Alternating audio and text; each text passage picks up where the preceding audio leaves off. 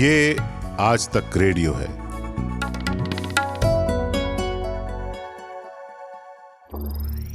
ज्ञान ध्यान।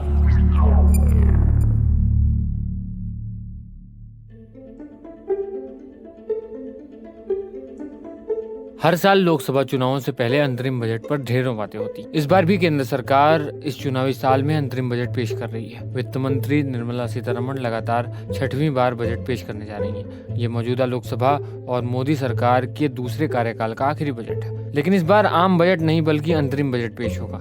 अंतरिम बजट और नॉर्मल बजट में क्या अंतर है, क्या ये आप जानते हैं? ये अंतर क्या है? आज के पॉडकास्ट में बात इसी पर है। नमस्कार, आप सुन रहे हैं आज तक रेडियो।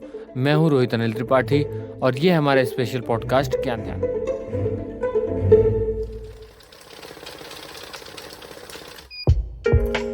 बजट की बात करें तो कोई भी सरकार बजट में अपनी साल भर की आमदनी और खर्च का ब्यौरा संसद के सामने रखती है।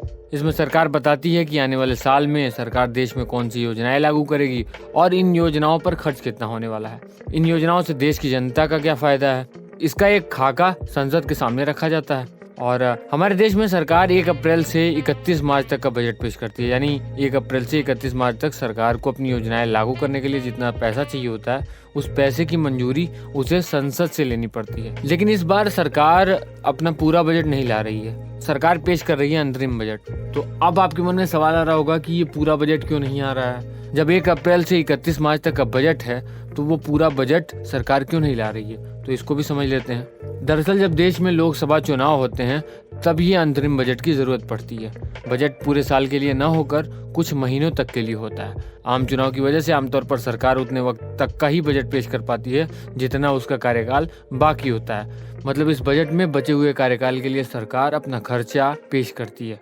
इस बजट में सरकार देश को चलाने के लिए कुछ खर्चों का इंतजाम करती है, फिर इन खर्चों के लिए संसद से मंजूरी लेती है। अब अगर इसको उदाहरण के माध्यम से समझना है तो मई में ही नई सरकार का गठन हो जाएगा। यानी 2024 मई में नई सरकार देश में बनेगी। ऐसे में अब जो अंतरिम बजट है वो करीब 3 महीने के लिए होगा। माने फाइनेंशियल ईयर 1 अप्रैल से शुरू होगा और सरकार जो है अप्रैल मई जून तक का बजट पेश करती है। कई बार 5 महीने तक का भी अंतरिम बजट पेश किया जाता है। पहले की कई सरकारें अपने बाकी बचे कार्यकाल का बजट पेश करती रही हैं। और एक खास बात और कि अंतरिम बजट में सरकार कोई ऐसा नीतिगत फैसला नहीं लेती है जिसके लिए संसद की मंजूरी लेनी पड़े या कानून में संशोधन करना पड़े, क्योंकि इस पर चुनाव के बाद बनने वाली सरकार का हक बनता है। और परंपरा के मुताबिक अंतरिम बजट में इनकम टैक्स स्लैब में भी कोई बदलाव नहीं होता। यानी जो आपसे टैक्स लिया जाता है उसमें कोई बदलाव नहीं होगा। मगर कानून की किताबें कहती हैं कि टैक्स में बदलाव करने के लिए किसी भी तरह की रोक नहीं है। लेकिन एक क्राइटेरिया और है, जब सरकार संसद में अपनी आमदनी का ब्यौरा रखेगी तभी इसे अंतरिम बजट कहा जाएगा। अगर कोई सरकार सिर्फ संसद से खर्च की मंजूरी मांगेगी तो इसे वोट ऑन अकाउंट कहा जाएगा। और अब जान लेते हैं अंतरिम बजट शब्द का इतिहास। अंतरिम बजट शब्द का जिक्र संविधान में कहीं नहीं है। आजाद भारत का पहला बजट वित्त मंत्री आर.के. षणमुगम चेट्टी ने 26 नवंबर 1947 को पेश किया था। ये पूरा बजट नहीं था। इस बजट में बस देश की आर्थिक नीतियां और जो इकोनॉमी थी उस वक्त की, उसकी समीक्षा की गई थी। इस बजट में न तो नए नियम लागू किए गए थे और न ही कोई नए टैक्स। ये इस वजह से भी था कि साल 1948 आने में महज 95 दिन बचे थे। इस वजह से आर.के. षणमुगम ने साल 1948 में देश का दूसरा बजट पेश किया। तो तब उन्होंने बताया था कि आजाद भारत का अंतरिम बजट कुछ दिनों के लिए इसलिए पेश किया गया था क्योंकि उस वक्त कुछ ही महीने बचे थे। इस वजह से उस समय के लिए सरकार के खर्चे और आमदनी का ब्यौरा देने के लिए वो बजट पेश किया गया था। इसी के बाद से अंतरिम बजट नाम का एक शब्द निकल पड़ा और वो आज तक चला आ रहा है। तभी से कम समय के बजट के लिए इस शब्द का इस्तेमाल किया जाता है।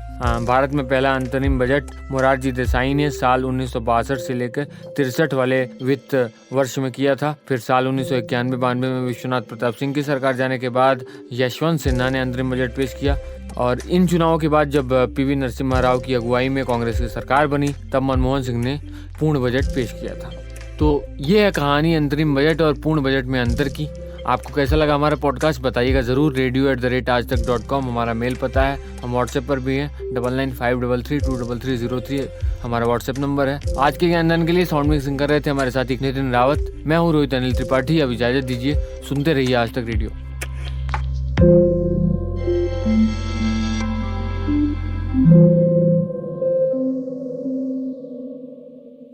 26 जनवरी 2020 देश के सबसे बड़े न्यूज नेटवर्क ने रखा पॉडकास्ट की नई दुनिया में पहला कदम। 26 जनवरी है आज तक रेडियो के न्यूज पॉडकास्ट दिन भर में आपका स्वागत। मैं हूं कुलदीप मिश्र। और शुरू हुआ ऑडियो कंटेंट का वो कारवां जिसने देश को दिए एक से बढ़कर एक पॉडकास्ट। और इस सफर में आज तक रेडियो ने हासिल किए कई मकाम। And the award for the best podcast goes to आज तक रेडियो। 25 देश, 8 करोड़ से ज्यादा डाउनलोड्स, 20 पॉडकास्ट और 11 ग्लोबल अवार्ड के साथ आज तक रेडियो पूरे कर रहा है शानदार 4 साल। ये आज तक रेडियो है।